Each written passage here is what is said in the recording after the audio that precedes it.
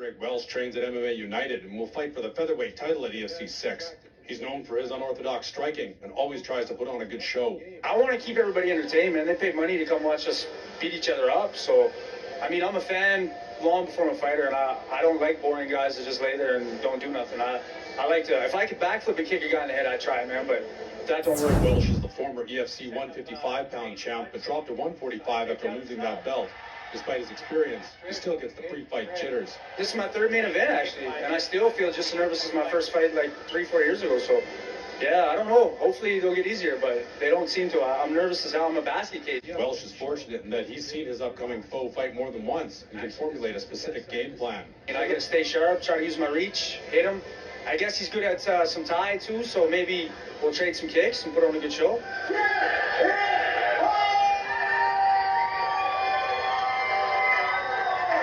Finally, the moment arrives, the main event. Greg Welsh goes to work immediately, throwing head kicks and moving constantly to thwart any chance of a takedown. And then just 17 seconds in, he lands a head kick that drops Corey Knapp to the canvas. Welsh shows his killer instinct by following up with relentless pressure once he smells blood.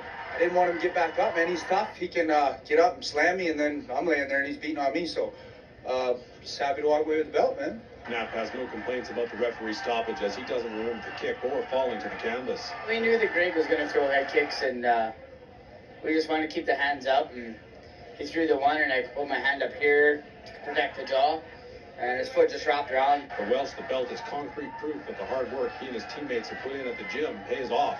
I really wanted to. I trained hard, like super hard. Everybody down there did, man. My heart breaks for the guys that lost tonight because I know how hard they train, just as hard, if not harder than I did. And for the promoters, they can rest easy knowing that the event was a success, both for themselves and for the fighters they bring in from across 3 provinces to compete.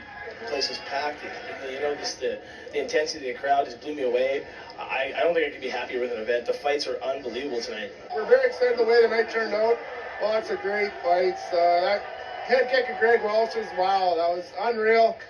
Paul Grambois, it's good to see the belt stay here. Jacob Zare, UCAP Sports. It can be absolutely devastating. On this week's Superstar Next Door, Matt Schumann caught up with EFC featherweight champion Greg Welsh to see what the life of an MMA fighter is all about. Growing up, Greg Welsh loved to box, but hit a speed bump when he moved to Lloyd trying to become a better boxer. When I moved to this town, I was looking for a boxing gym, and they didn't have a boxing gym. So then I found the Iron Circle, and then that's kind of everything just kind of escalated from there. With the number of punches, kicks, and takedowns fighter received during the fight, there could be many ways you could get injured, but Welsh is not shy of taking a couple shots. I get hurt worse training than I do my fights, usually, knock on wood. But yeah, like we usually get banged up in here, beating each other up a lot worse than we do when we fight, because like we'll go real hard in here, and then the fights, like it's not too often I'll do 5-5s. It's usually first or second round and it's over. So Welsh is known for his crazy style in the octagon, earning the nickname Wild Style. But all he wants to do is go out there, win the fight, and give the fans what they want. I just like to try to keep it exciting. Basically, I like to kind of flashy, I guess. I don't know. I don't really like saying that. I don't like being known as a flashy fighter, but I mean, I just like to keep the fans interested in the fights, right? Like they pay money, they want to see some good stuff. So. In his last appearance, Greg walked away with the EFC featherweight belt and is excited to be known as a champion. When I lost my belt, I wasn't too happy, and then I dropped down and I picked this one up, and yeah, it's nice to have it back. So Matt Schumann, UCAP. Defending EFC featherweight champ Greg Welsh staved off relentless takedown attempts, peppering Drew Weatherhead with shots the entire time. Those shots took their toll, and Weatherhead eventually faltered, and Welsh landed some big shots from the top before the ref stepped in to rescue the challenger. Greg Welsh retains his title and improves to 5-1 with the win. I just felt stronger, man. I trained real crazy hard for this fight, like lots of cardio, just lots of burning my muscles out and pushing through it. So, I mean, I felt good the whole time. I didn't feel in any jeopardy any point in that fight. We trained 2 months just straight takedown defense, you know.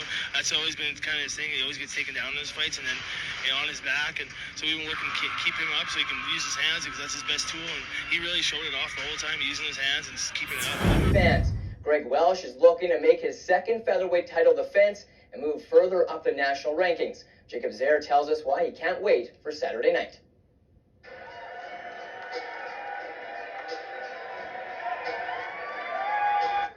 Greg Welsh won the EFC featherweight belt last December at EFC 6, Since then, he's defended it once, and this year he was added to Canada's top 10 featherweights, and he's currently 8th on that list. Welsh was pretty jacked to discover his name in the rankings. It was real cool. It was like surreal. I was just checking to see who I'd have to fight to get on that list, and then I see my name at number 10. But then they bumped me up 2 spots, and I haven't fought. So I might just not fight and keep going. He'll get his wish at EFC 10. He'll be fighting another top 10 ranked featherweight in Matt Veal. It's going to be a very fast-paced match. Matt's a kind of a wrestler, a kind of ground guy, a little bit. He'll stand and trade with Greg till he gets hit, then he's going to take him down. And Greg obviously is not going to let him take him down. He's going to stand up and try to stay up on his feet. That's a familiar pattern for Border City fight fans. Welsh is a superior striker who constantly trains to thwart takedowns and escape groundwork to return the fight to his domain. I feel comfortable standing up and punching and kicking. But I mean, it never stays there that long for me. So I just got to keep working my jiu-jitsu because these guys keep trying to take me down. And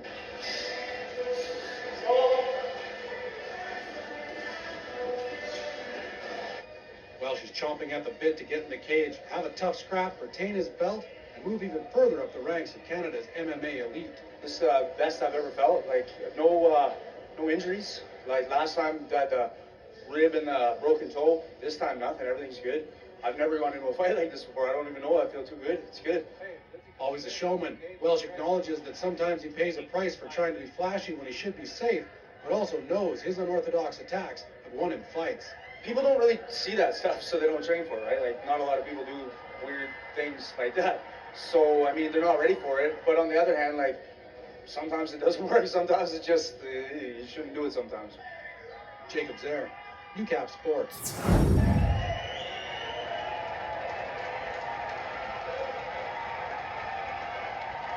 For the night's main event, nationally ranked featherweights Greg Welsh and Matt Veal went to war for the EFC featherweight title. Welsh overwhelmed Veal with relentless flurries while Veal battled back with counters and numerous takedowns. By the middle of the third round, the ref had seen enough. He took me down every time he tried, man. I expected it. Like, I expected him to throw it, but I thought I was going to be able to stuff some of them. But I don't know, man. He's a better wrestler than I thought he was. I wasn't worried, though. He took me down and kept my cool, and I got back up. So. It's just a fun fight. Relatively back and forth, a little more forth for Greg than back for me, but I thought my beard was going to give me a lot more power in it, but apparently not. Welsh retains the EFC featherweight strap and was impressed with his foe's durability. I was surprised he never fell down earlier, man. I hit hard. I hit him with everything. I can't even walk right now. I hit him so many times. But he took it all, man. Like, he's tough. Veal demonstrated his heart by surviving Welsh's onslaught. He was still hanging in when the ref halted the bout. My mouth guard fell out and I was grabbing it to put it back in because if I'm going to go down, I want it to be because I'm unconscious or because something's broken.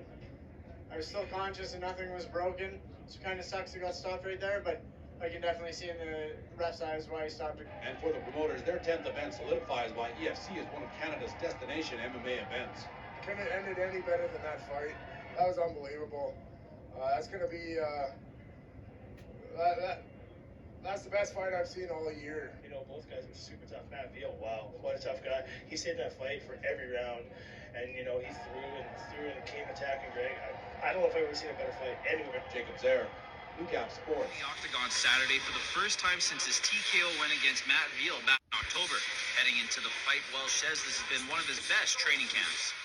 Everything's been going pretty good, actually, man. We had a pretty good camp. Me and Nick both are fighting on this card, so we've been working together here quite a bit, and plus on our own, just getting our cardio in and getting that extra stuff that you need. So yeah, it's gone pretty decent. Welsh's opponent is Calgary's Matt Bagshaw. Now, not knowing much about Bagshaw, Welsh says he's just going to go with the flow and stick to his game plan. I heard he's real aggressive. Like his wins, he came out real quick, real aggressive. But I don't know too much about the guy. I mean, I seen one of his fights on the computer, and he looks well-rounded. He kick good, he punch good, and he has some big takedowns, so we'll see what we see, I guess. This featherweight matchup has the potential to be an instant classic, with both fighters coming in with their own unique style, which is exactly what fight promoters are looking for. This fight could go either way. It's going to be one of those fights where it's a coin toss, and whoever comes more prepared that night is potentially going to walk out the victor. Welsh has made a name for himself in the Border City and in the MMA rankings, as he is number 3 in Canada in the featherweight division. But with a good performance on Saturday, Welsh has a chance to take his fighting to a whole new level.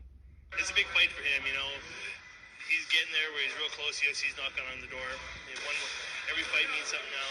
His manager tells us we got to get one big win and then we get to the sign. So I'm hot right now. Like, people are talking about me. There's a bit of a buzz. So I got to keep winning and then, just keep moving forward, man. And then hopefully I'll reach my goals and be where I want to be. Matt Schumont, Newcap Sports. Welcome back. Aggression MMA held its 9th event on Saturday. 3 local fighters were invited to showcase their talents in front of a Packshaw Conference Center in Edmonton. I got the chance to go down to the event and have a full recap. Greg Welsh had a lot to prove at Aggression. With a win, Welsh was one step closer of having a chance to fight in the UFC. After stuffing a couple of takedowns, Matt Bagwell eventually got the takedown and got a heel hook locked.